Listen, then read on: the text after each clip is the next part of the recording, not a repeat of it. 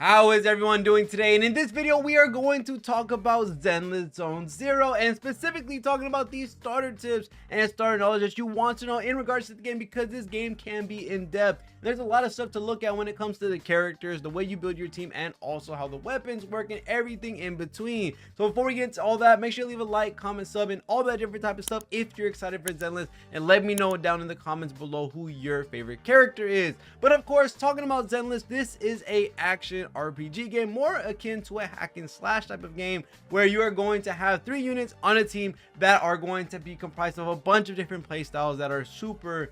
fun. And I think a lot of them, for the most part, I do have some least favorites, but I do definitely have a lot more favorites when it comes to how these characters are. And there's a lot of stuff that you can do with these teams when it comes to animation canceling, pairing, switching in between moves, having characters do their moves while you're doing something else. There's just so much that you can do in Zenless that this is going to be a super fun experience for a lot of the newer players coming into the game for the very first time. Now, talking about characters specifically, because of course we need to talk about what you need to look at these characters for when it comes to putting them on your team. And there's actually quite a bit into them before you even put your hands on them, which is looking at their elements and looking at their roles. Currently, there are 5 elements in the game, which are going to be fire, electric, ice, physical, and ether. Now, some of these are a little bit more valuable than others just because there's either a scarcity of them, or maybe because the effect that they have with reactions, because yes, there are reactions in this game, and there's also buffs when you have certain teammates that match elements. So there's a team building aspect to that as well. And not only that, there are also roles in the game as well, which are support, defense, attack, anomaly, and stun. There's just so many different ways to be able to match these characters together when it comes to putting them on a team, either matching all elements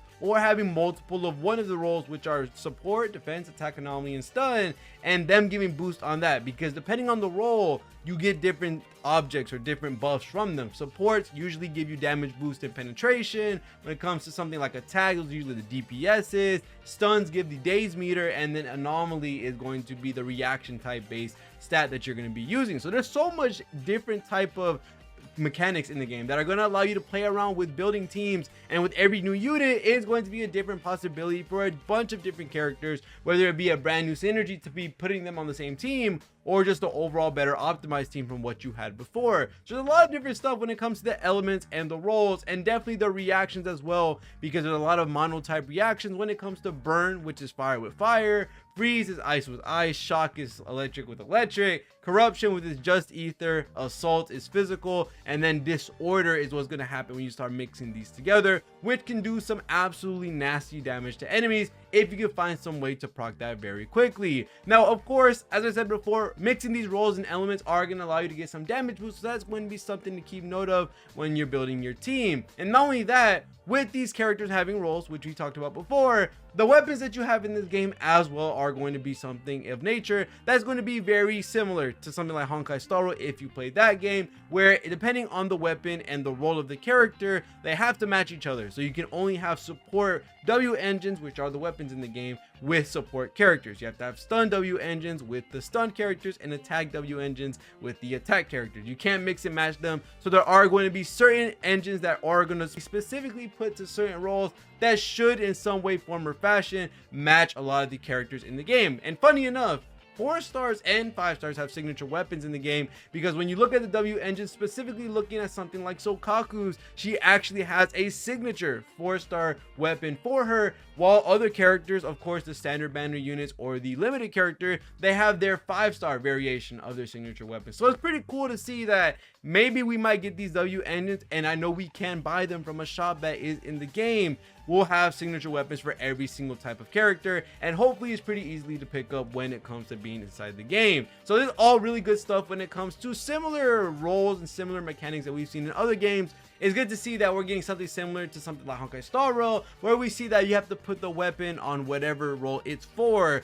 to the character that matches that role. I think it makes it a little bit more easier to be able to pull out some of the builds and some of the ways to get these characters more streamlined into progressing them even further. Now, of course, there are some really cool interactions that we are going to be allowed to abuse, which is when enemies have a certain affiliation with them, whether they're a robot, whether they are a human. Some elements actually do more damage to them. When it comes to some aspects, like a robot is actually weak to electricity, which stuns them for a very long time. Same thing with humans. When they're in the game as an enemy, if you use fire on them, those actually put some effects on them. So there are going to be situations or stages where you're going to be able to abuse some of your different characters and not have to run the same team every single time, because there's so many different things in this game when it comes to abusing either something like freeze, where it's stunning the enemy, going against the robot and pulling out your electricity unit so that you're able to stun them even faster, or maybe even bring out the fire element so that you can be able to stun humans faster.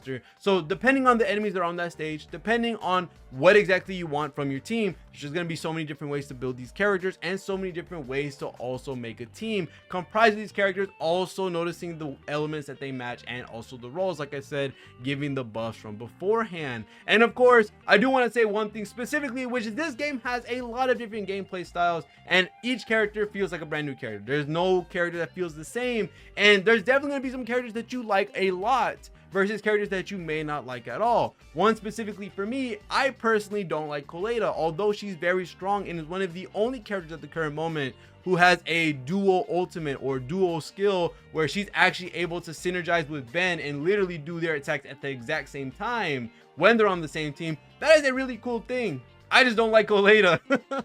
So there's one tip I do want to really give, and that is play the characters that you think are fun, because at the end of the day, if you're not having fun, even if they're a stronger unit, you're not going to want to stick with the game. So you definitely want to go ahead, try a bunch of different characters out, see who you like the most and play them for a majority of your playthrough, because you want to have fun when you're playing this game, even if they're strong. And for the most part, a lot of the cast is pretty strong, that they're pretty much to the equal amount, besides of course the limited 5-star that is Ellen, that's going to be coming out day one of Zenless Zone Zero's release. So you do want to make sure that you're finding out the playstyle that you like and conforming to it, building a team around it, because that's the best way for you to not only clear content, but for you to also have fun as well. Another thing that I do want to look at for is that we do have a little buddy that's going to be helping us at all times, which are going to be the bangboos. These bangboos are going to be on the side, either doing little small attacks or buffing your allies, and this actually comes at a free cost because they have their own banner, which we're going to be talking about in another video, talking about the whole gacha system in whole.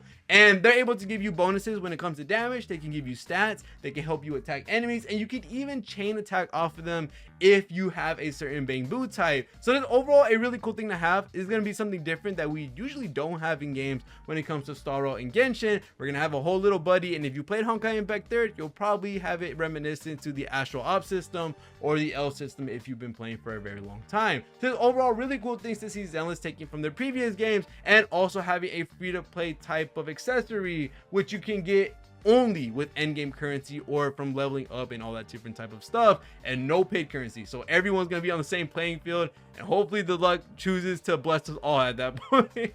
And then lastly, the one last tip I do want to give, which this is something that a lot of people are probably going to skip over, which I hope you don't,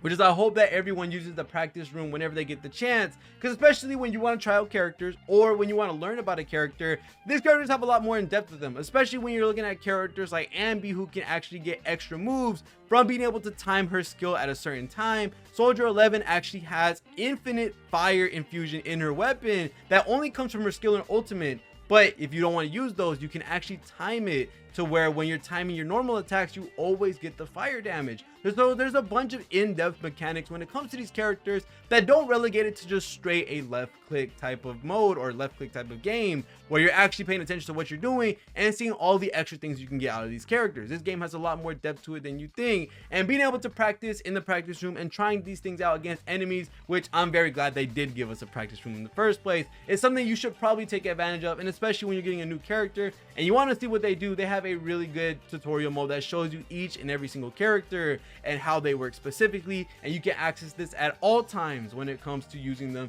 in the VR system that we have in the game. So that's pretty much it when it comes to Zenless Zone Zero, and a lot of the starter basics and also knowledge you probably want to know before starting the game. I can't wait to get the game and have my hands on it very soon. So other than that, let me know what y'all think about Zenless Zone Zero, and let me know what your favorite character is in the comments below. But other than that, thank you guys so much for watching. Always in the video. See y'all guys in the next one, and peace.